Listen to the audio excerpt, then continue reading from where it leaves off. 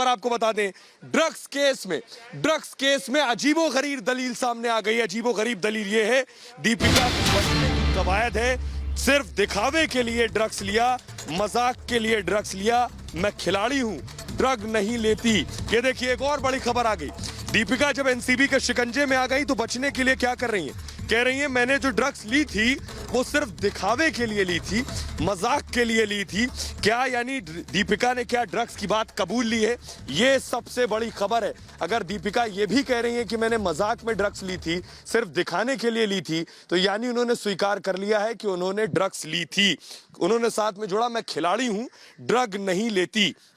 ये दीपिका पादुकोण की अजीबोगरीब दलील जो सोर्सेज से हमें जानकारी मिल रही है, एनसीबी के सामने उन्होंने ये बात कही है कि ड्रग मैंने दरअसल सिर्फ मजाक में लोगों को दिखाने के लिए ली थी और मैं खुद खिलाड़ी हूं, मैं खुद बैडमिंटन खेलती हूं, इसलिए मैं ड्रग्स नहीं ले सकती, मैंने ड्रग नहीं ली। लेकिन अगर ली है तो वो दिखावे के लिए और मजाक में ली है, दीपिका ने ये कहा है। आपको बता दें दीपिका का फोन जब्त हुआ, इस तरह की खबरें हैं। उनके फोन से बहुत सी चीजें निकल कर आ सकती हैं, वो राज निकल कर सामने आ सकता है जो अब तक दबा और छिपा है कि आखिर दीपिका ने कोको पार्टी जो की उस पार्टी में कौन कौन शामिल था। हमारे साथ हमारे सहयोगी अलग अलग जगह से लगातार बने हुए हैं।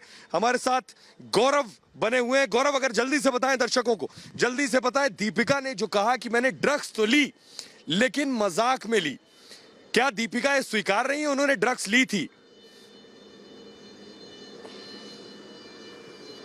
कि ये कह पाना बहुत जल्दबाजी होगा कि दीपिका ये स्वीकार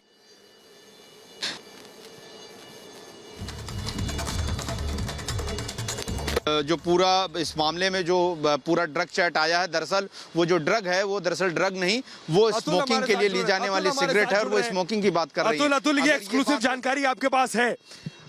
अतुल, ये जानकारी आपके पास है कि दीपिका ने एक अजीबोगरीब दलील दे दी। अतुल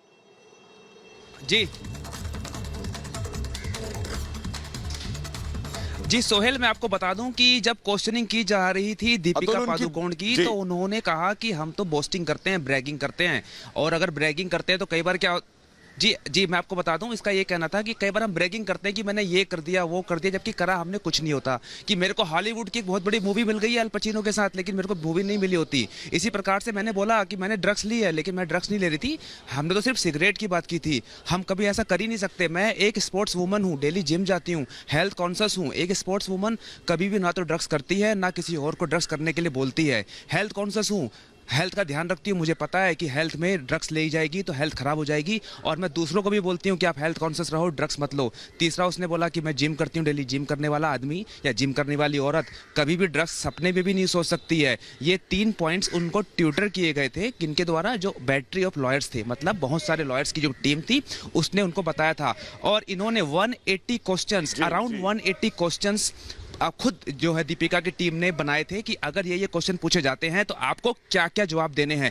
और इसके अलावा एक अलग से पैराग्राफ भी था रटा रटाया, जो दीपिका पादुकोण ने आकर के सबसे पहले बोला कि देखिए जी मैं तो स्पोर्ट्स वुमन हूँ, आपको क्या लगता है कि स्पोर्ट्स वुमन ड्रग्स लेती है? कभी नहीं। जिम करती हूँ, आपको क्या लगता है जिम करने वाला एक व्यक्ति या जिम करने वाली कोई औरत या कोई लड़की क्या ड्रग्स लेगी? बिल्कुल नहीं। अतुल, एक बड़ी खबर आप ये दे रहे हैं इस पूरी बातचीत में अतुल, कि दीपिका को 180 सवाल तैयार करवाए उनके वकील ने। 180 सवालों के जवाब दीपिका को पता थे, लेकिन इस अजीबोगरीब जवाब के साथ दीपिका फंस गई है।